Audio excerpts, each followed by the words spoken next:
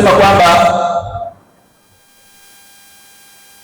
watu wameamrishwa ama wameamrishwa mitume pamoja na waumini wa Kiislamu kula vitu vilivyokuwa vya halali, tukapiga mifano mbalimbali, lakini pia wajibna amali swali, lakini pia na katika kufanya matendo yaliyokuwa mazuri. Kula kilichokuwa halali na kufanya matendo yaliyokuwa mazuri katika dunia hii ni sababu ya wewe kukubaliwa maombi yako ambayo utamuomba Mwenyezi Mungu. Wa illa, na isipokuwa hivyo hakuna utakachokubaliwa na Mwenyezi Mungu Subhanahu wa Ta'ala, kwa sababu kila kitu kimewekwa wazi kwamba ukifanya matendo mazuri kisha ukala chumo lako unalolituma likawa lina halali, basi ukimuomba Mwenyezi Mungu Subhanahu wa Ta'ala, basi dua yako itapokelewa. Miongoni mwa asbabu ambazo zinamfanya mtu asikubaliwe maombi yake, basi ni kujishirikisha katika ulimwengu huu, kula visivyokuwa halali, visivyokuwa haki yake, na kutokufanya matendo mazuri ambayo ameamrisha Allah Subhanahu wa Ta'ala. Bila ya kusahau unwani yetu ya hotuba yetu ni kwamba kula vilivyokuwa vya halali na kufanya matendo mazuri ni sababu ya kukubaliwa maombi ambayo tunamwomba Allah Subhanahu wa Ta'ala.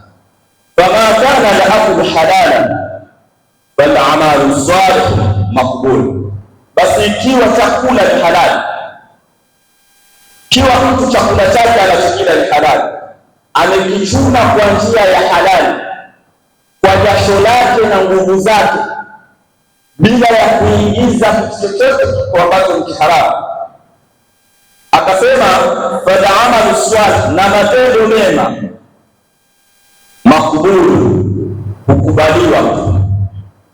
Ukila ama ukichuma kilichokuwa cha halali na ukafanya matendo mema, basi mtu huyu hukubaliwa dua yake.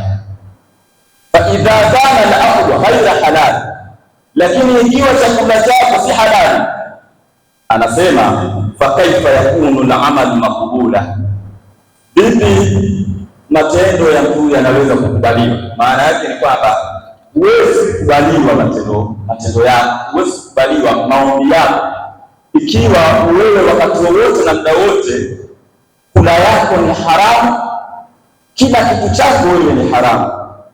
Watukufu Waislamu, Mwenyezi Mungu Subhanahu wa Ta'ala anasema katika aya ambayo tumeisoma mwanzo kabisa, ya ayuha nnas, enyi watu, kulu mimma fil ardi, kuleni vile vilivyomo katika ardhi, halalan tayyiba, vilivyokuwa halali tena vizuri na visafi. Tunaweza tukakuuliza swali kwamba kwa nini Mwenyezi Mungu Subhanahu wa Ta'ala ameanza kutanguliza halali kisha akasema tayyiba? Kwa nini asiseme tayyiba alafu halali? Maana yake ni kwamba kile unachokila kwanza hakikisha kinakuwa ni cha halali, kisha baada ya hapo kiwe ni kizuri, hakina madhara, hakikupi tabu.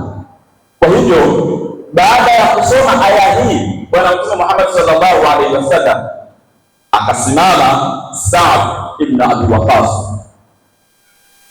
akasema, ya Rasulullah, baada ya aya hii Sa'd ibn Waqqas akasema, ya Rasulullah, ewe Mtume wa Allah, ud'u Allah an yaj'alani mustajaba da'wa, sema muombe Mwenyezi Mungu anijalie mimi kwa dua zangu kuomba ziwe zenye kukubalika. Baada ya aya hii tuliyosoma, Bwana Mtume sallallahu alaihi wasallam alimesoma, Sa'd bin Abi Waqqas akasimama akamwambia Bwana Mtume Muhammad sallallahu alaihi wasallam, ya Rasulullah, ud'u Allah an yaj'alani mustajaba da'wa, hebu muombe Mwenyezi Mungu Subhanahu wa Ta'ala kwamba anijalie mimi maombi yangu yawe yenye kukubalika. Bwana Mtume sallallahu alaihi wasallam faqala, akasema kumwambia Sa'd, ya Sa'd, ewe Sa'd, atib mat'amaka takunu mustajaba da'wa, ifanye kizuri chakula chako, chuma kula kilichokuwa cha halali, takunu mustajaba da'wa, utakuwa ni mwenye kukubaliwa dua yako. Bwana Mtume bado anasisitiza kwa kumwambia Saadi kwamba ukila vilivyokuwa vya halali na ukafanya matendo yaliyokuwa mazuri, utakubaliwa hayo maombi yako unayoyataka. Asilimia kubwa leo tunaishi, lakini machumo yetu wingi si machumo ya halali. Kwa asilimia zilizokuwa nyingi, watu wanakimbizana, si madalali wala sio makundi. Kila mmoja kwa nafasi yake anatumia akili yake kwa kula kisichokuwa cha halali. Nimepiga mfano mara ya kwanza nikasema, na napiga mfano huu tena. Pengine fundi anaweza akaletewa, awe ni fundi ujenzi, awe ni fundi aluminium, awe ni fundi wa kusomelea, analetewa na mtu kwamba mimi nataka kitu kadhaa, anampigia hesabu iliyozidi, na anajua kitu hiki thamani yake ni shilingi kadhaa na materiali yake yanakuwa ni kadhaa, lakini kwa kuwa anaona ni jambo la kawaida kula kisichokuwa cha halali, basi anafikia mahala anampigia hesabu zilizokuwa za juu.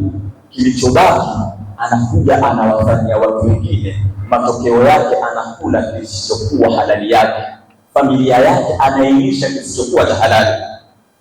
Watukufu Waislamu, tumuombe Allah subhanahu wa ta'ala atuepushe juu ya haya sana mbele ya Allah subhanahu wa ta'ala. Maana yake unafanya dhulma, na dhulma siku zote sio nzuri. Inna dhulma dhulumatun yawma al-qiyama, hakika ya dhulma ni giza kubwa siku ya Kiyama.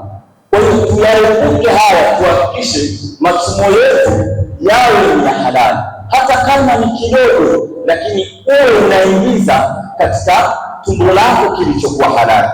Watukufu Islam, Bwana Mtume Muhammad sallallahu alaihi wasallam akaendelea akasema, walladhi nafsu Muhammad biyadi, na hapa kwa yule ambaye nafsi ya Muhammad iko mikononi mwake, kumzungumzia Allah subhanahu wa ta'ala, innal abda la yaqdhifu luqmata alharama fi jawfihi, anasema hakika ya mja yoyote yule anapotupa kula tonge lake, anapotupa kula tonge lake la haramu tumboni mwake, ma yatakabbalu Allahu minhu amala 40 yawma, Mwenyezi Mungu subhanahu wa ta'ala hatamkubalia matendo yake mtu huyo kwa siku 40.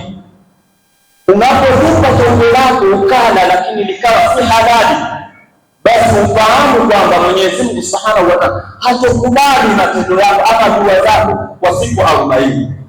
Bwana Mtume Muhammad sallallahu alaihi wasallam akaendelea akasema, wa ayyuma abdin, na mja yoyote yule nabata lahmuhu min suhti fannaru aula bihi, ambayo mwili wake umekuwa, yani katika makozi yake amekuwa kutokana na mali ya haramu, ameishi siku zote kwa kula kisichokuwa halali yake mpaka akakuwa.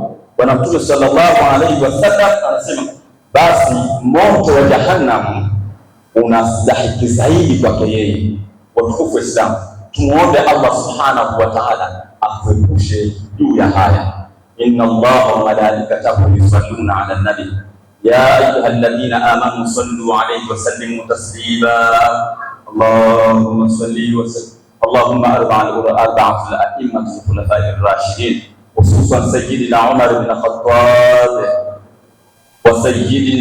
وخصوصا سيدنا أبي بكر الصديق وسيدنا عمر بن الخطاب وسيدنا عثمان بن عفان وسيدنا علي بن أبي طالب وبقي أجمعهم. اللهم اغفر للمؤمنين والمؤمنات والمسلمين والمسلمات الأحياء منهم والأموات. ربنا ظلمنا أنفسنا وإن لم تغفر لنا وترحمنا لنكونن من الخاسرين. ربنا آتنا في الدنيا حسنة وفي الآخرة حسنة وقنا عذاب النار برحمتك يا أرحم الراحمين Wa sallallahu ala sayyidina Muhammadin wa ala alihi wa sahbihi wasallam. Alhamdulillahi rabbil alamin. Aqimis salat.